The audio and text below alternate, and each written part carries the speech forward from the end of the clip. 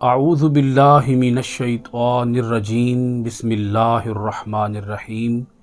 معزز خواتین و حضرات، عزیز طلبہ و طالبات، ڈیلی قرآن کلاس میں آپ سب کو خوش آمدید۔ امید ہے آپ سب خیر و عافیت کے ساتھ ہوں گے۔ آج ہم پڑھیں گے سورۃ المائدہ، پارہ نمبر 6، آیت نمبر 5۔ لفظی ترجمہ سماعت کیجیے گا۔ الیوم، آج، احل، حلال کر دی گئیں، لکم، تمہارے لیے، الطیبات، پاکیزہ چیزیں، وطعام، اور کھانا، الذین، ان لوگوں کا جنہیں، اوتو، دی گئی، الکتابہ، کتاب، حل، حلال ہے، لکم، تمہارے لیے، وطعامکم، اور تمہارا کھانا، حل، حلال ہے، لہم، ان کے لیے، والمحصنات، اور پاک دامن، من المؤمنات، مومن عورتیں، والمحصنات، اور پاک دامن، من الذین، ان لوگوں کی، اوتو، جنہیں دی گئی، الکتابہ، کتاب، من قبلکم، تم سے پہلے، اذا، جب،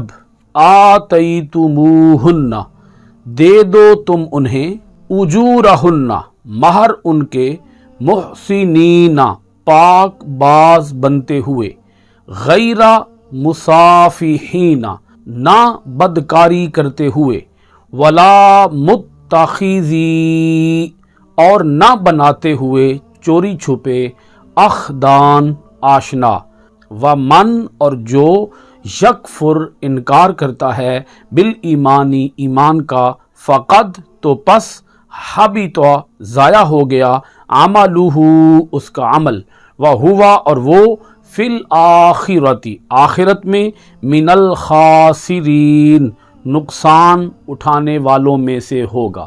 معزز ناظرین کرام، اس آیت مبارکہ پر چھٹے پارے کا 5واں رکوع مکمل ہو رہا ہے۔ اس آیت کا ربط آیات سماعت کیجیے گا۔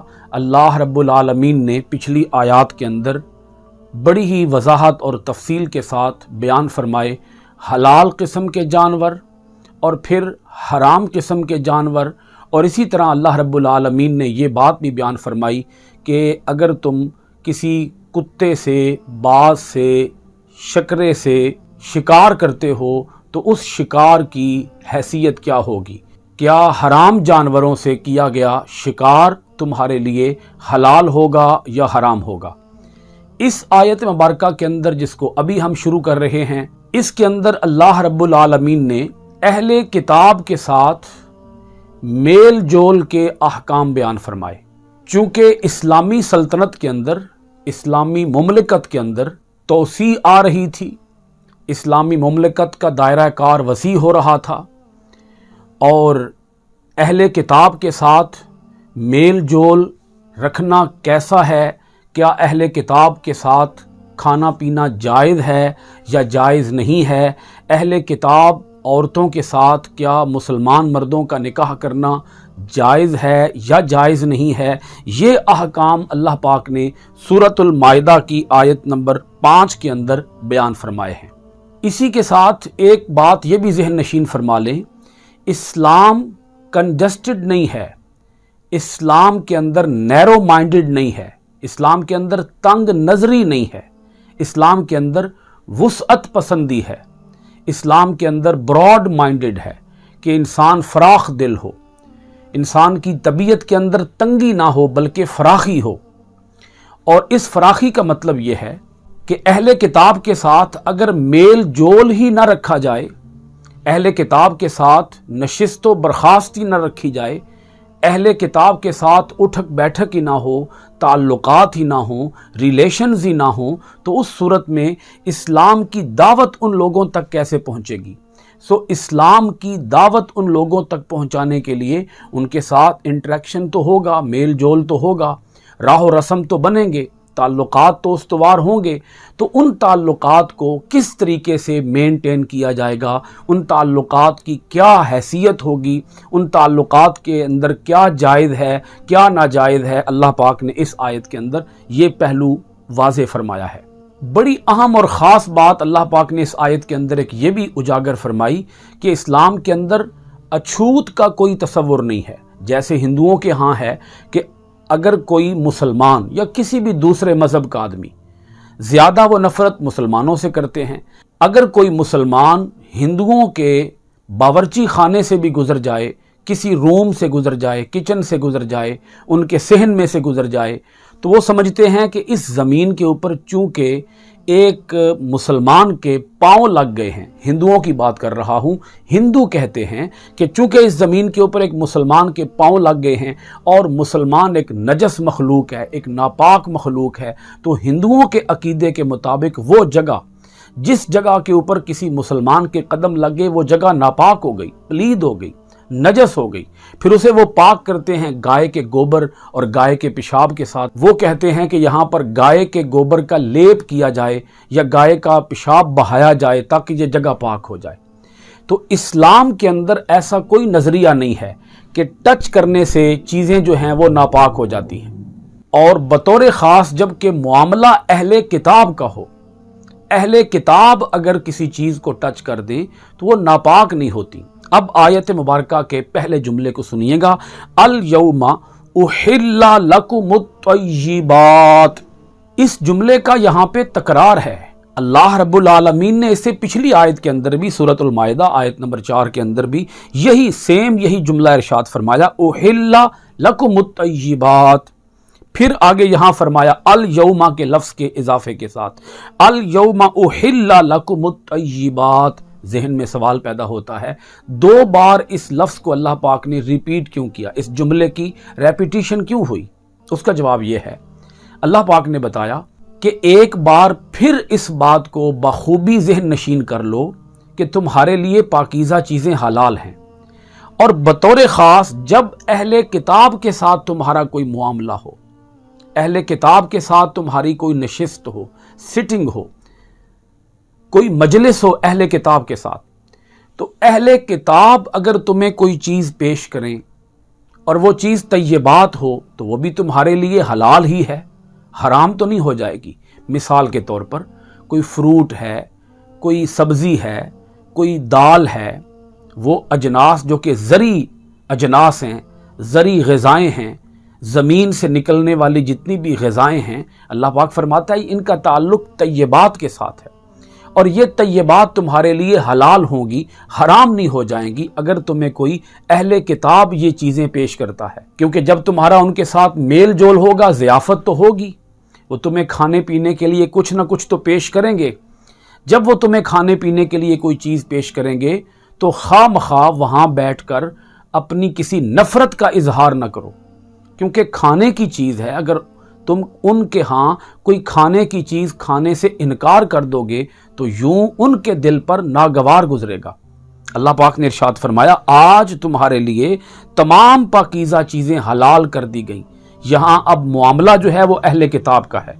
आगे वो लफ्ज़ आ गया जिससे ये मैं माना अखज़ कर रहा हूँ। देखिएगा, व तआमुल लज़ीना ऊतुल किताबा हिल्लुल लकुम। अल्लाह पाक ने फरमाया, और खाना उन लोगों का जिन्हें दी गई किताब हलाल है तुम्हारे लिए। अब एक बात तो यह है कि इस खाने से मुराद कोई भी खाना हो सकता है। मुफस्सिरीन किराम इरशाद फरमाते हैं कि यहाँ बतौर ख़ास जिस खाने की बात की गई है, क्योंकि तय्यबात के अंदर भी तो पाकीज़ा खाने आ गए ना, तो यहाँ पर अल्लाह पाक ने जो ताम लफ्ज़ फरमाया जिसका माना खाना है, इससे मुराद होगा ज़बीहा, यानी जिनको किताब दी गई। अहले किताब अगर किसी जानवर को ज़िबा करें तो तुम्हारे लिए हलाल होगा। आगे एक और लफ्ज़ है, जुमला है, उसको भी सुन लें, व तआमुकुम हिल्लुल लहुम, और तुम्हारा खाना हलाल है उनके लिए। उनका खाना हलाल है तुम्हारे लिए, तुम्हारा खाना हलाल है उनके लिए। अब यहाँ 2 बातें बड़ी ख़ास समझने वाली हैं। एक ये बात कि कोई यहूदी या कोई ईसाई जानवर ज़िबा करे तो उसका ज़िबा किया हुआ जानवर और उसका गोश्त मुसलमान के लिए हलाल होगा, बशर्ते के वो ज़िबा करते वक्त अल्लाह का ही नाम ले, किसी गैरुल्लाह का नाम ना ले। مثلاً وہ حضرت موسیٰ علیہ السلام کا نام نہ لے، وہ حضرت عیسیٰ علیہ السلام کا نام نہ لے، کسی پیغمبر کا نام بھی نہ لے، اللہ کا نام ذبح کرتے وقت کی بات ہو رہی ہے۔ اگر ذبح کرتے وقت کسی یہودی یا عیسائی نے اللہ کا نام لیا ہے تو وہ جانور حلال ہوگا، اس کا کھانا حلال ہوگا۔ صاحب روح المعانی نے یہاں ایک روایت حضرت امام حسن رحمۃ اللہ علیہ سے نقل کی ہے۔ وہ ارشاد فرماتے ہیں کہ اگر مسلمان اپنے کانوں کے ساتھ خود سن لے کہ اس اہل کتاب نے جانور ذبح کیا ہے اور ذبح کرتے وقت اللہ کا نام نہیں لیا تو وہ جانور حرام ہوگا، مسلمان کے لیے وہ حرام ہوگا۔ لیکن اگر اس نے اپنے کانوں سے نہیں سنا اور اس کا گمان یہ ہے کہ اس نے اللہ کا نام لیا ہوگا تو اس صورت میں اس کا ذبح کرنا حلال ہو جائے گا، وہ گوشت حلال ہو جائے گا۔ ایک شرط اس کے ساتھ یہ بھی ہے کہ یہ یقین ہو کہ وہ مشرک نہیں ہے، یعنی وہ اہل کتاب ہے، اس کا حضرت موسیٰ علیہ السلام پر نازل کی گئی کتاب اور حضرت عیسیٰ علیہ السلام پر نازل کی گئی کتاب، یعنی وہ یہودی ہے یا وہ عیسائی ہے، تو کتاب جیسے آسمان سے نازل ہوئی تھی اس پر ایمان رکھتا ہے اور وہ کسی شرک کے اندر مبتلا نہیں ہے، کیونکہ اگر وہ شرک میں مبتلا ہوگا پھر تو وہ مشرک کی کیٹیگری میں آ جائے گا۔ جب وہ مشرک کی کیٹیگری میں آئے گا تو اس کا ذبح کرنا حلال کیسے ہوگا؟ سو یہ یقین ہونا چاہیے کہ وہ مشرک نہیں ہے بلکہ وہ اہل کتاب ہے۔ آیت مبارکہ کے اگلے حصے کی جانب بڑھتے ہیں، جس کے اندر اللہ رب العالمین نے بیان فرمایا کہ پاک دامن عورتیں جو کہ مومن ہیں اور پاک دامن عورتیں جو کہ اہل کتاب ہیں، ان سے تمہارا نکاح کرنا کیسا ہے؟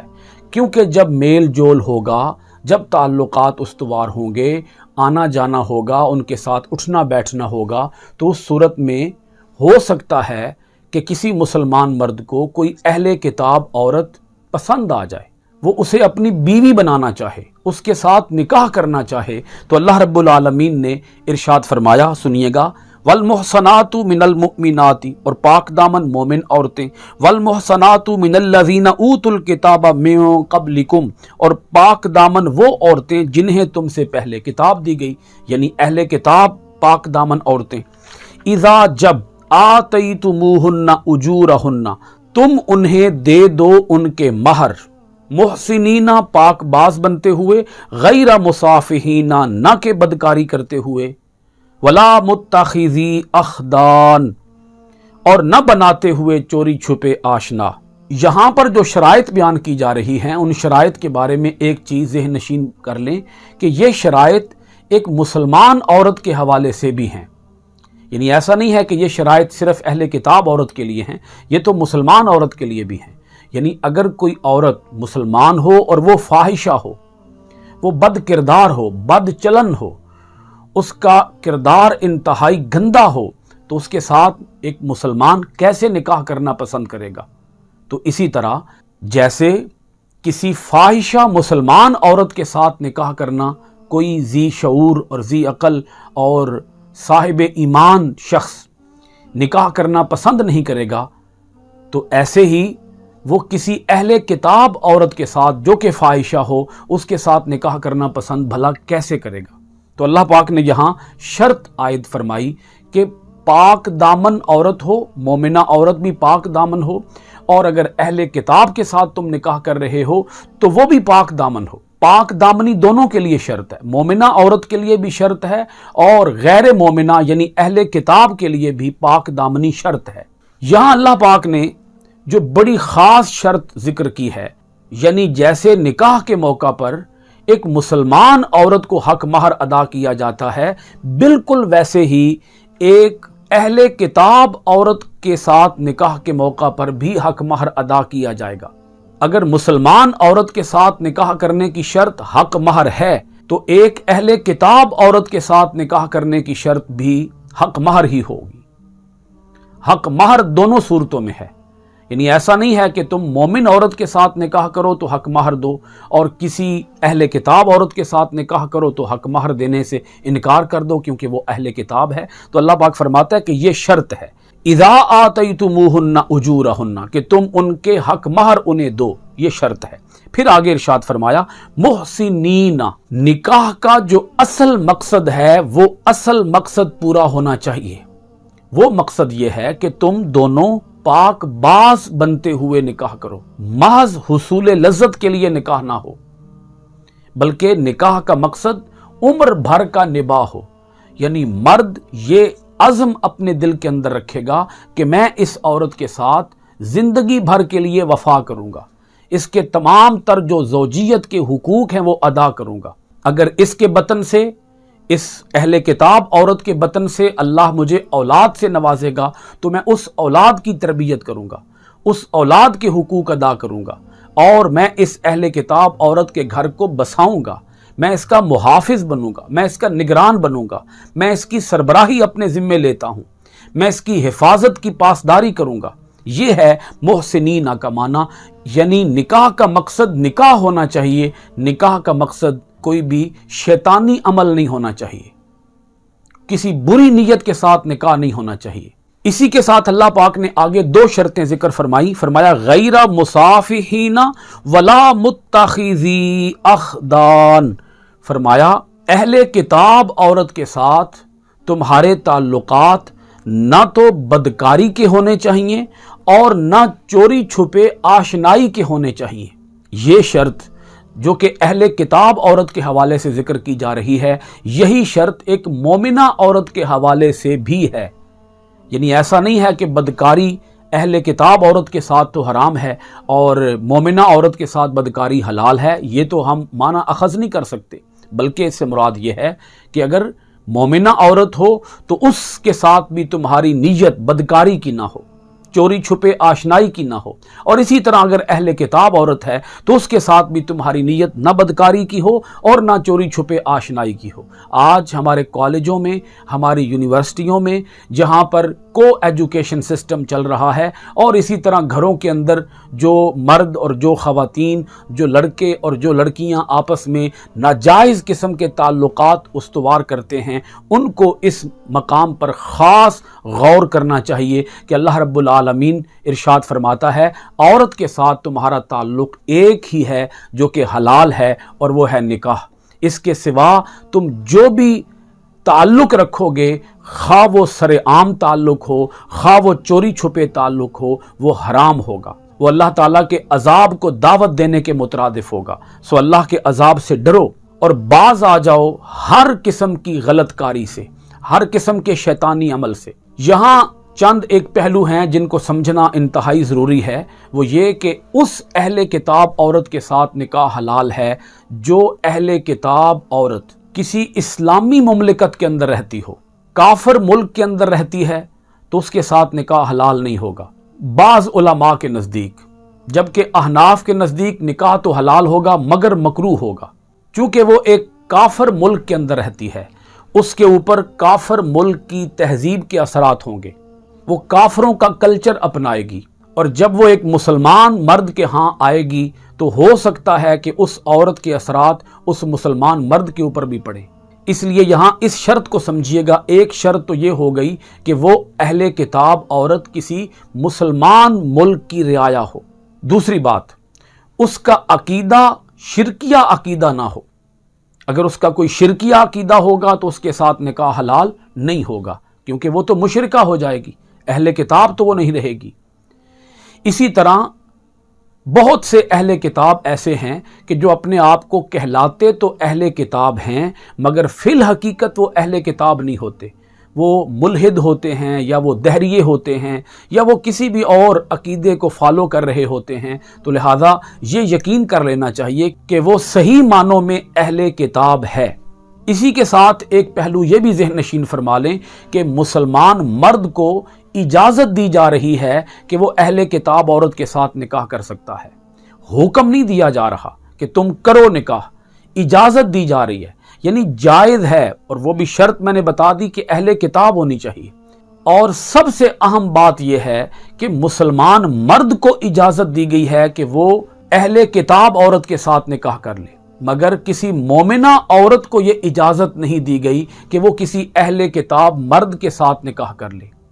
کیونکہ اگر کوئی مومنہ عورت کسی اہل کتاب مرد کے ساتھ نکاح کرے گی تو چونکہ گھر کے اندر جو سربراہ ہوتا ہے وہ مرد ہوتا ہے، تو لا محالہ اس مومنہ عورت کو بھی اپنے عقیدے سے اور اپنے ایمان سے ہاتھ دھونا پڑے گا، کیونکہ وہ اپنی سربراہی کا رعب جماتے ہوئے، اپنی سربراہی کی دھاک بٹھاتے ہوئے وہ اسے اہل کتاب ہونے پر مجبور کر سکتا ہے۔ اسی کے ساتھ اللہ پاک نے ایک بڑی اہم شرط اور ذکر فرما دی، آگے ارشاد فرمایا وَمَن يَكْفُرْ بِالْإِيمَانِ، اور جو انکار کرتا ہے ایمان کا، فَقَدْ حَبِطَ عَمَلُهُ، تو اس کا عمل ضائع ہو گیا، وَهُوَ، اور وہ فی الآخرۃ، آخرت میں، من الخاسرین، نقصان اٹھانے والوں میں سے ہوگا۔ یہ بات اللہ پاک نے اس لیے ارشاد فرمائی کہ جو ایمان کا انکار کرتا ہے اس کا عمل ختم ہو جاتا ہے، ضائع ہو جاتا ہے۔ یہاں مرتد کی بات کی جا رہی ہے، کیونکہ جب کوئی مسلمان مرد کسی اہل کتاب عورت کو اپنے حرم میں لائے گا، اپنے گھر میں لائے گا، بطور بیوی اسے اپنے پاس رکھے گا، تو پھر اسے اپنے ایمان کی بہت حد تک حفاظت کرنا پڑے گی، کیونکہ اکثر یہی دیکھا گیا ہے کہ جب اہل کتاب عورتیں مسلمان مردوں کے ہاں بیاہی جاتی ہیں، بیوی بنا کے انہیں گھر میں لایا جاتا ہے، تو پھر انہی اہل کتاب عورتوں کا جو چلن ہے وہ مسلمانوں کے ہاں عام ہو جاتا ہے، بے پردگی عام ہوتی ہے، مرد و زن کا اختلاط عام ہوتا ہے، بے راہ روی عام ہوتی ہے، گمراہیاں جنم لیتی ہیں۔ اسی طرح اس اہل کتاب عورت کے آنے والی نسل کے اوپر، آنے والی اولاد کے اوپر انتہائی خوفناک اور بھیانک اثرات مرتب ہوتے ہیں۔ تو اللہ پاک نے ارشاد فرمایا کہ تمہیں اجازت تو دی جا رہی ہے، مگر اس اجازت کا کہیں غلط استعمال نہ ہو جائے، کہیں تم ناجائز فائدہ نہ اٹھا بیٹھو، لہذا دھیان رکھنا، اپنے ایمان کی فکر کرنا، اپنے ایمان کی حفاظت کرنا۔ اگر تم ایمان سے ہاتھ دھو بیٹھے تو پھر تمہاری زندگی کے تمام اعمال اکارت چلے جائیں گے، ضائع چلے جائیں گے، اور آخرت کے اندر تم نقصان اٹھانے والوں میں سے ہو جاؤ گے۔ اہم ترین پہلو یہ ہے اس آیت مبارکہ کا لب لباب اور نچوڑ کہ جب ہم نکاح کرتے ہیں تو اس موقع پر ہمیں صرف حسن پر فریفتہ نہیں ہونا چاہیے، ظاہری خوبصورتی پر، ظاہری شکل و صورت پر ہمیں دل نہیں دے دینا چاہیے۔ اللہ پاک ارشاد فرماتا ہے کہ جو اصل چیز ہے وہ ہے معنوی حسن، وہ صورت کا حسن نہیں ہے بلکہ وہ سیرت کا حسن ہے، وہ ہے پاک دامنی، وہ ہے دین داری، وہ ہے تقوی، خوف خدا، للہیت۔ تو اگر یہ چیزیں اس عورت کے اندر موجود ہوں تو تم نکاح کرو، اور اگر یہ چیزیں اس کے اندر موجود نہ ہوں، وہ تقوی سے خالی ہو، وہ پرہیزگاری سے خالی ہو، وہ عمل صالح سے خالی ہو، وہ حسن کردار سے محروم ہو، تو پھر اس کے ساتھ نکاح نہ کرو۔ اللہ رب العالمین ہمیں اپنی آیتوں پر غور و خوض کرنے، اپنی آیتوں کو معنی، ترجمہ، تفسیر و تشریح کے ساتھ پڑھنے، عمل پیرا ہونے، قرآن کے آفاقی پیغام کو دنیا بھر کے اندر عام کرنے کی توفیقات خیر عطا فرمائے۔ سورۃ المائدہ آیت نمبر 5 کے ساتھ آج کی کلاس کو ختم کرتے ہیں۔ انشاءاللہ العزیز آئندہ ڈیلی قرآن کلاس میں آپ کے پاس حاضر ہوں گے سورۃ المائدہ آیت نمبر 6 کے ساتھ۔ آپ سب حضرات کا بہت شکریہ۔ السلام علیکم ورحمۃ اللہ وبرکاتہ۔